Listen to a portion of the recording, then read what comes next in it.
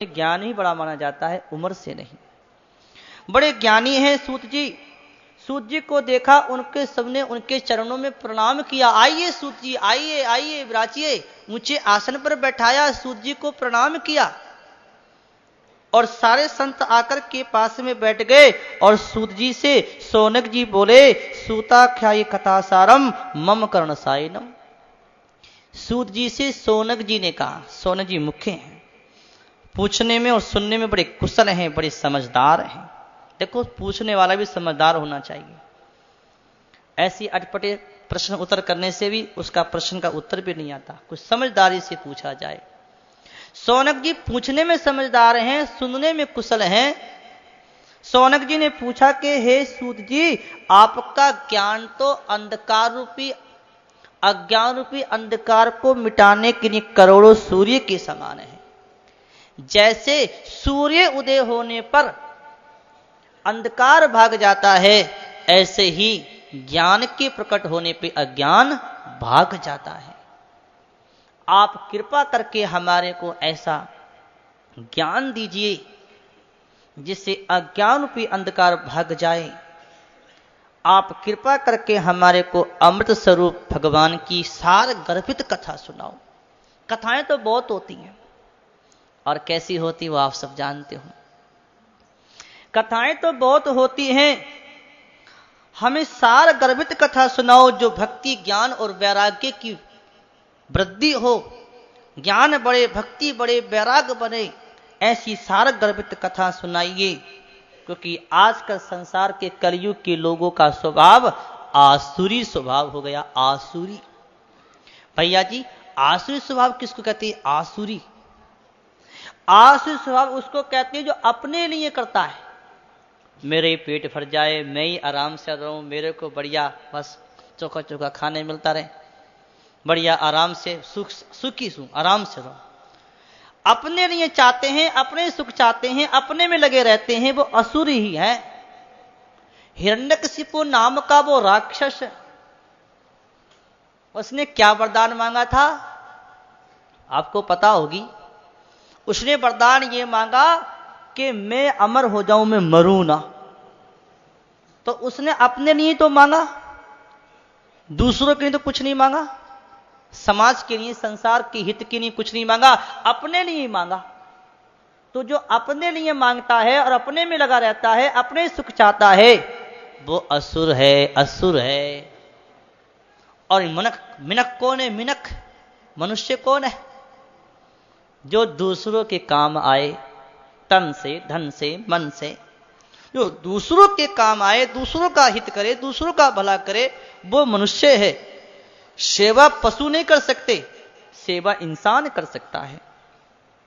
पशुओं से, पक्षियों से, वृक्षों से हम सेवा ले सकते हैं, वो कर नहीं सकते। हम फल ले सकते हैं, फूल ले सकते हैं, लकड़ी ले सकते हैं, पशुओं से काम ले सकते हैं, लेकिन वो कर नहीं सकते। लेकिन मानव ऐसा है कि किसी की सेवा कर सकता है, अपनी रोटी छोड़ करके दूसरे को रोटी दे सकता है, अपना पेट रोक करके दूसरे को खिला सकता है। तो जो दूसरों के काम आए वो इंसान है, वो मिनक है। और जो अपने पेट भरने में, अपने मकान दुकान में लगा है, अपने सुखों में लगा है, वो मिनक नहीं है। शरीर तो मिनकता है, लेकिन भद्दा पशु है। आपने देखा होगा, दो कुत्ते होते हैं, कुत्ते होते हैं, और उनके दो कुत्तों के सामने एक रोटी डाल दो, एक रोटी डाल दो तो वो कहेगा मैं खाऊं, वो कहेगा मैं खाऊं, वो कहेगा मैं खाऊं, वो कहेगा मैं खाऊं, और आपस में लड़ेंगे। ये नहीं कहेगा कि तू खा ले, हम आराम से, तू खा ले, नहीं कहेगा। वो पशु है, वो नहीं कह सकता। लेकिन इंसान कह सकता है, कर सकता है, किसी की सेवा कर सकता है। जो अपने लिए जीता है, अपने में लगा है, अपने सुख भोग आराम में लगा है, वो असुर है। और जो दूसरे के काम आता है वही मिनक है, वही इंसान है। इसलिए भैया मनुष्य बनो, मनुष्य मिनक बनो। क्या कि दूसरों के काम आओ, दूसरों की सेवा करो। इस संसार में हम आए हैं सेवा लेने नहीं आए हैं, सेवा देने आए हैं।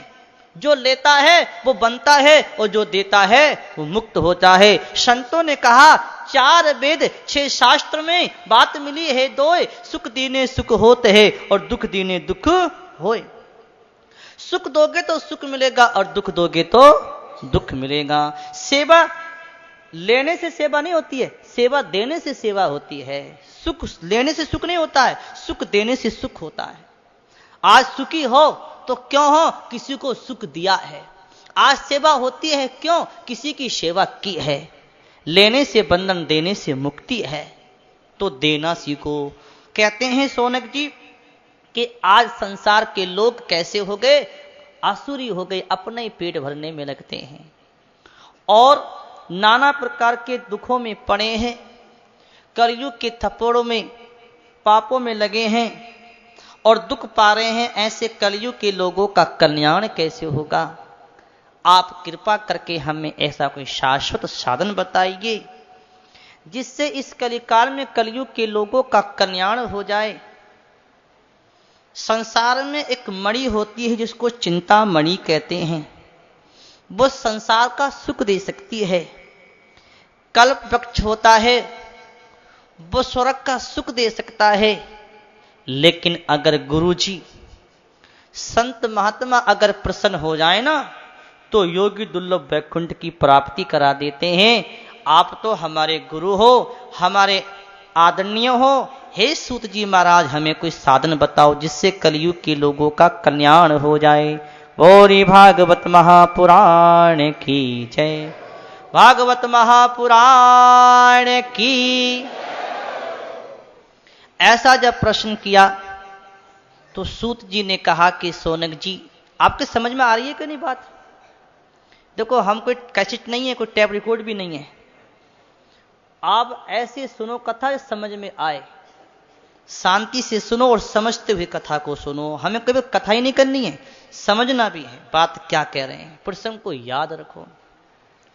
सूत जी ने कहा कि सोनक जी, तुमने बड़ी अच्छी बात पूछी। मैं संपूर्ण सिद्धांतों का निष्कर्ष सुनाता हूं सोनक जी, जीव के कल्याण का एक उपाय बताता हूं जिसका प्रवचन सुखदेव ने किया है। इस कलिकाल में मन की शुद्धि के लिए एक ही उपाय है और वह है भागवत की कथा। मन बहुत मैला हो गया है, मन के मैल को धोने का एक ही उपाय है, भगवान की कथा सुनने से मन का मैल धुलता है। धुलता है कि नहीं? मैं तो देखा है लोगों का हृदय, कथा सुनी तो हृदय बदल गया, भाव बदल गए।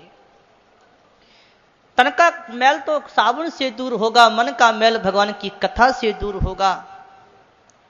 जो इस भागवत कथा का श्रवण करता है उसके मन का मैल दूर हो जाता है। मन के मैल को दूर करने के लिए इससे बढ़कर कोई उपाय नहीं है। महाराज, ये भागवत की कथा बड़ी उत्तम है, मन का मैल दूर करने का इससे बड़ा कोई उपाय नहीं। मन की शुद्धि भागवत की कथा से होती है। जब जन्म जन्मांतर का पुण्य उदय होता है तभी भागवत की कथा प्राप्त होती है। अरे, भागवत की कथा तो देवताओं को दुर्लभ है।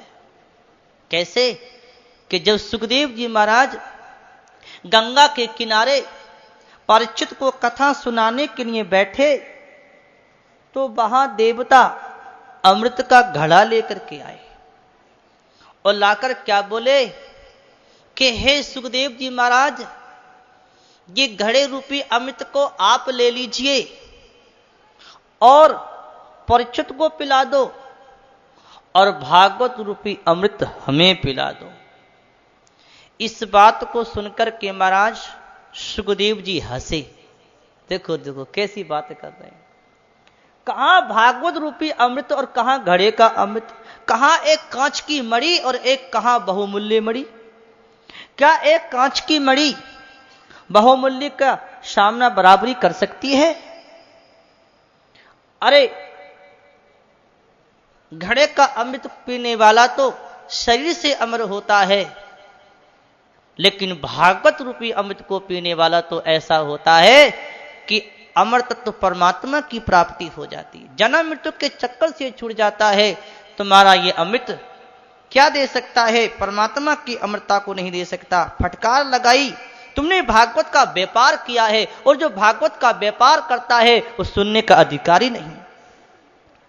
तुमने भागवत की महिमा को नहीं समझा देवताओं, तुमने भागवत अमृत को घड़े के बराबर से तोला है, तुम इसके अधिकारी नहीं हो, जाओ चले जाओ यहां से। सारे देवताओं को भगा दिया। इसने कहते हैं कि भागवत की कथा तो देवताओं को दुर्लभ है, उनको भी सुलभ नहीं होती, और आज हम लोग हा कितने भाग्यशाली हैं।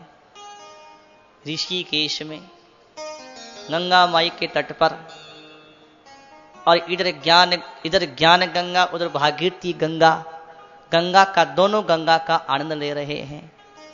वास्तव में आप लोग, हम सब लोग बड़े भाग्यशाली हैं, बहुत भाग्यशाली हैं। ऐसा संयोग कहां मिले महाराज।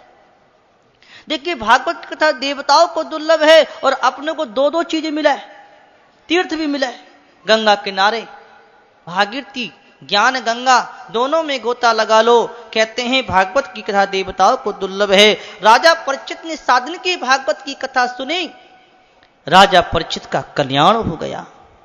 इस बात को देख करके ब्रह्मा जी को आश्चर्य हुए, देवताओं को आश्चर्य हुआ कि बड़ी बड़ी साधना करने पर भी जीव का कल्याण नहीं हो पाता, बड़े बड़े अनुष्ठान करने पर भी, तप करने पर भी कल्याण नहीं हो पाता, और इस साधन की भागवत कथा सुनने से राजा परीक्षित का कल्याण कैसे हो गया। ऐसी महिमा भागवत की क्यों। वे कहते हैं ब्रह्मा जी ने क्या किया, अपने सत्यलोक में तराजू मंगाई। तराजू जानो कि नहीं,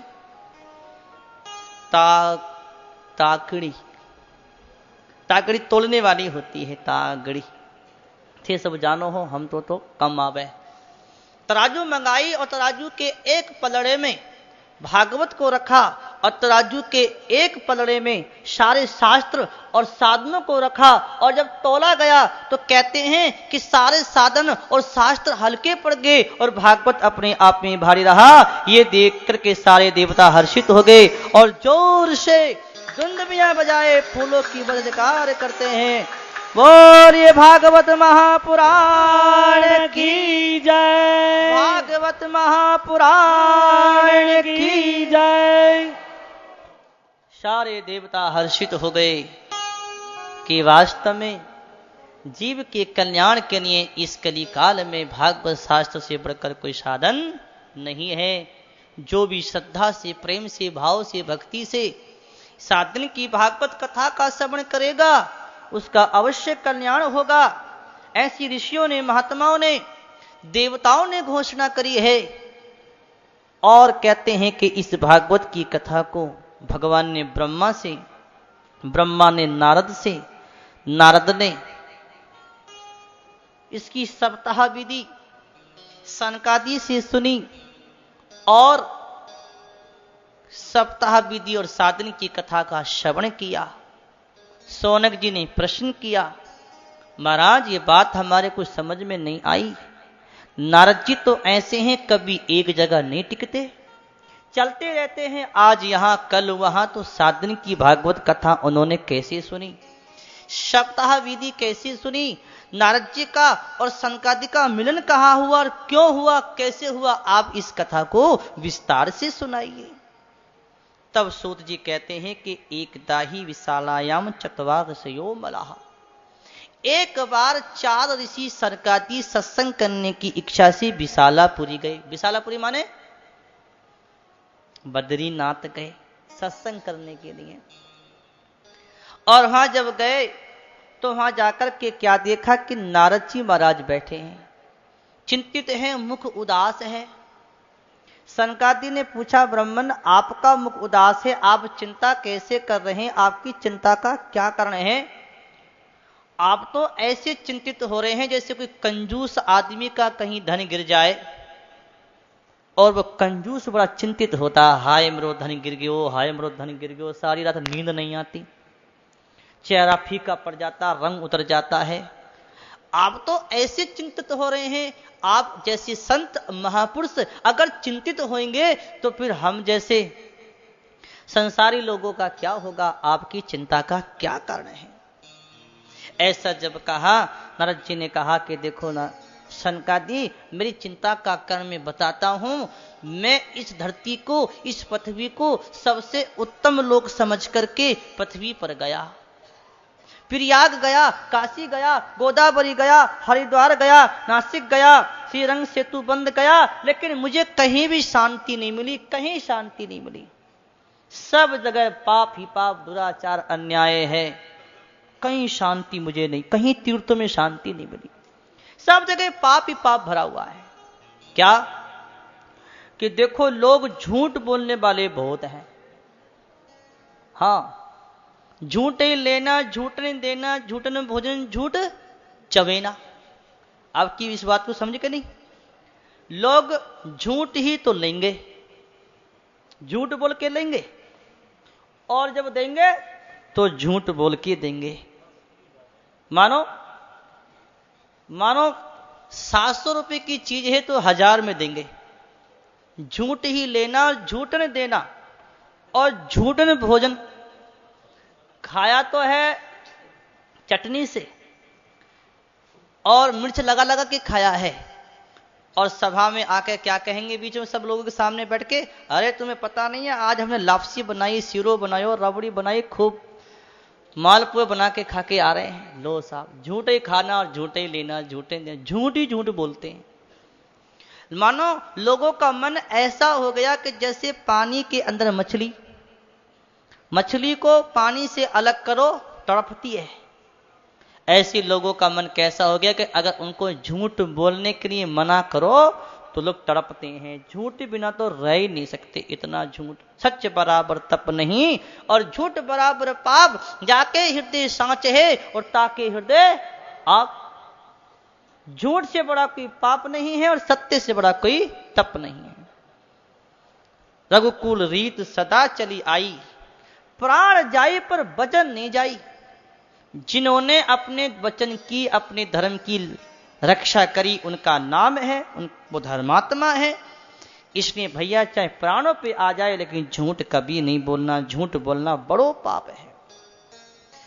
आज नारद जी कहते हैं कि मैं तीर्थों में गया, कहीं शांति नहीं, झूठ बोलने वाले बहुत हैं। तपस्या लोगों में है नहीं, शुद्धि भी है नहीं, ना शरीर की शुद्धि है ना मन की शुद्धि है। मन में राग द्वेष भरा है और शरीर मैल से भरा है।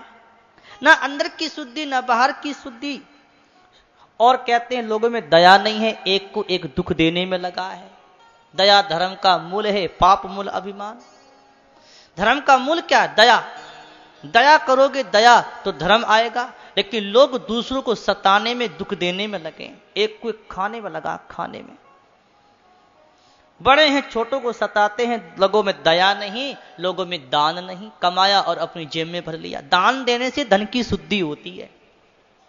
दान दोगे, 100 रुपए कमाए तो 10 रुपए दान करोगे तो 90 रुपए आपके शुद्ध होंगे। इसलिए दान देने से धन की शुद्धि है। धर्म का पैर है दान, इसलिए दान लोगों में है नहीं, सब अपना पेट भरने में लगे हैं। नारद जी कहते हैं लोग असत्य भाषी, आलसी, मंद बुद्धि, भाग्यहीन ऐसे हो गए हैं। ये तो महाराज गृहस्थी वाली बात बताई। नारद जी कहते हैं कि अब संतों की बात बताऊं। अब हमारी पोल खुलेगी, ध्यान से सुनना। बोलिए आनंदकंद भगवान की जय। कि आजकल के लोग भी कैसे हो गए हैं। संत तो कहे जाते हैं लेकिन ऊपर से बड़े त्यागी, बड़े बैरागी, फटे से कपड़े, लंबी जटाएं, रमजान की राख लगे हुए, एकदम बड़े त्यागी। और अंदर से महाराज स्त्री धन आदि सभी का परिग्रह करते हैं। अरे भैया ये मकान किसका है बढ़िया बड़े चमकीला चमकीला? कि त्यागी जी का। लो साहब, त्यागी जी भी और मकान भी शीशे का सुंदर खड़ा है। अरे भैया ये बच्चे किसके घूम रहे हैं छोटे छोटे? कि ब्रह्मचारी जी के। अरे राम राम राम राम, बच्चे छोटे छोटे ब्रह्मचारी जी के। अच्छा अच्छा, ये शोरगुल कहां हो रहा है? कि मोनी बाबा के यहां।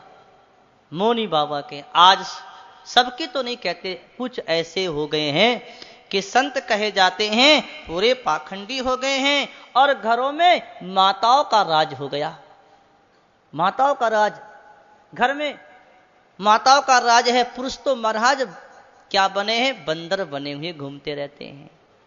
माताएं कहती जाओ जी वो लइयो कि हाँ लाएंगे, वो मत लइयो कि नहीं लाएंगे, अजी वहां जाइयो कि हाँ जाएंगे, वहां नहीं जाइयो कि नहीं जाएंगे। महाराज बंदर बने गमे घूमते रहते हैं, घर में माताओं का राज है। साल को बुद्धिदाय कहा। लोग क्या करते हैं, अपने भाई से सलाह नहीं लेते, पत्नी के भाई से सलाह लेते हैं, पत्नी के साले साहब से। और आपको पता नहीं है साले साहब से सलाह लोगे तो क्या होगा। धृतराष्ट्र ने अपने साले शकुनी से जो सलाह ली थी, क्या हुआ? सबका नाश हो गया। इसने साले से सलाह नहीं, भाई से सलाह लो। लोगों के घर अंदर क्या बैठ गया है कि अब अपने भाई से सलाह नहीं लेते, पत्नी के भाई से सलाह लेते हैं, साले सलाहकार हो गए। नारद जी कहते हैं लोग कन्या का विक्रय करते हैं, शादी नहीं करते, व्यापार करते हैं, बच्चों का व्यापार करते हैं।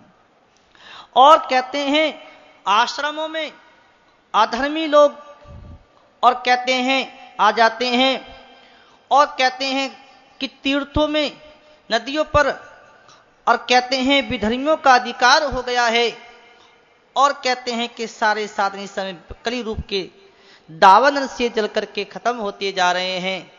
नारद जी कहते हैं कि लोग आजकल तो बाजारों में अन्न बेचते हैं। ऐसे पाप कुकर्म देखता हुआ और मैं घूमता घूमता नारद जी कहते हैं वृंदावन गया। और वृंदावन में क्या देखा कि एक सुंदर स्त्री है और रो रही है। उसकी गोद में 2 बूढ़े पुरुष सोए हुए हैं, यानी मूर्छित हैं, करहा रहे हैं। और बहुत सी स्त्रियां उस स्त्री की सेवा कर रही थीं। नारद जी कहते हैं कि मैं उसको देखता हुआ उसके पास में चला गया। फिर मेरे मन में विचार आया ये स्त्रियां हैं, अब पुरुष हैं, हम बाबा जी हैं, अपने क्या काम जाने का। मैं वापिस आने लगा। तब उस स्त्री ने कहा हे महात्मा जी ठहर जाइए, ठहर जाइए, आपके दर्शन से तो हमें बड़ा लाभ हुआ है, बड़ी शांति मिली है। आप ठहरिए, आइए, आपके दर्शन से शांति मिली है। नारद जी कहते हैं जब उस स्त्री ने ऐसा कहा तो मैं उसके पास चला गया और मैंने उस स्त्री से पूछा देवी तुम कौन हो, तुम्हारा नाम क्या है? ये पुरुष तुम्हारी गोद में मूर्छित पड़े हैं, करहा रहे हैं, ये कौन है? और ये स्त्रियां तुम्हारी सेवा कर रही हैं, ये कौन है? आप बताइए कौन है? तब उस स्त्री ने कहा कि मेरा नाम क्या है? मेरा नाम भक्ति है। और मेरी गोद में जो पुरुष ये बूढ़े मूर्छित हैं, करहा रहे हैं, ये मेरे पुत्र ज्ञान और वैराग है। और जब बहुत सी स्त्रियां मेरी सेवा कर रही हैं, पंखा जल रही हैं, ये गंगा यमुना आदि नदियां हैं। हे नारद जी, मेरी कथा तो बस प्रसिद्ध है, मैं अपनी दुर्दशा बताऊं ऐसी क्यों ही। मैं कर्नाटक में बड़ी, महाराष्ट्र में सम्मानित हुई, गुजरात में पाखंडियों ने मुझे अंग भंग कर दिया। लोग भक्ति तो करते हैं, भक्ति का पाखंड करते हैं। रात को चोरी डकैती बदमाशी करेंगे, बेईमानी करेंगे, झूठ का कपट करेंगे, और दिन में आएंगे बढ़िया खूब पीले कपड़े लक लंबा माला पहनी मंदिर में जाएंगे और कहेंगे हे जगदीश हरे तेरा तुझको अर्पण, तेरा तुझको अर्पण, क्या लागे मेरा ओम जय जगदीश। दिन में आरती पूजा खूब करेंगे और मन में कपट भरा है, पाखंड करते भक्ति का, चोरी भी है, डकैती, मार कूट आदि करते हैं। भक्ति कहती है कि इन पाखंडियों ने मुझे अंग भंग कर दिया, मैं बूढ़ी हो गई, मेरे पुत्र ज्ञान और वैराग बूढ़े हो गए। लेकिन हे नारद जी, जब मैं यहाँ यमुना के किनारे वृंदावन में आई तो मैं तो सुंदर और जवान हो गई, लेकिन मेरे पुत्र ज्ञान और वैराग तो बूढ़े के बूढ़े ही रहे। उल्टा हो गया, उल्टा होना तो ये चाहिए था कि माँ तो हो बूढ़ी और बालक हो जवान, लेकिन उल्टा ये हो गया कि माँ तो है जवान और बालक हैं बूढ़े। हे नारद जी, आप बताइए ऐसा क्यों हुआ? आप जानते हैं, आप बताइए। नारद जी ने कहा कि देवी ध्यान से सुनो, मैं तुम्हें बताता हूं। इस समय कलयुग आ गया और कलयुग के प्रभाव से सदाचार, योग मार्ग, तप आदि लुप्त हो गया। इस कलयुग के आ जाने से लोग शठता में, पाप कर्म में लगे हुए हैं, दुष्कर्म में लगकर के अघासुर बने हुए हैं। जो जप करते हैं, तप करते हैं, साधन करते हैं, अच्छे कर्म करते हैं, वो तो बेचारे दुखी हैं। और जो महाराज पाप करते हैं, चोरी डकैती करते हैं और झूठ कपट बेईमानी करते हैं, इस कलिकाल में वो ही सुखी है। क्योंकि कलयुग के एजेंट हैं, वो तो सुखी रहेंगे ही। भाई एजेंट तो सुखी रहेंगे कि नहीं? रहेंगे कि नहीं? कलयुग के एजेंट हैं माना वो तो सुखी हैं, और जो धर्म कर्म में लगे हैं वो बेचारे दुखी हैं। इस कलयुग के आ जाने से योग मार्ग चला गया। तुम्हारे पुत्रों का कोई ग्राहक नहीं रहा, तुम्हारा भी ग्राहक नहीं रहा। इस कलयुग के आने से सब पाप कर्म में लग गए। लेकिन जब तुम वृंदावन में आई तो सुंदर और जवान हो गई, क्योंकि तुम्हारे यहाँ ग्राहक हैं। और ज्ञान वैराग बूढ़े रहे, क्योंकि ये ज्ञान और वैराग का कोई ग्राहक यहां नहीं है। सब भक्ति के मार्ग में लगने वाले हैं, ज्ञान और वैराग्य के रास्ते पे चलने वाले नहीं। धन्यम वृंदावनम तीन भक्तिर नित्यति यत्र च। धन्य है वृंदावन जहां भक्ति नाचती है। घर घर में ठाकुर जी की पूजा होती है, घर घर में हरि कीर्तन होता है, घर घर में भक्ति का वास है। वृंदावन तो भक्ति का धाम है, भक्ति का घर है, भगवान का अपना घर है। इसलिए वृंदावन की महिमा को गाते हुए संतों ने कहा कि बंदा अगर भक्ति प्राप्त करनी हो तो वृंदावन जाओ, वहां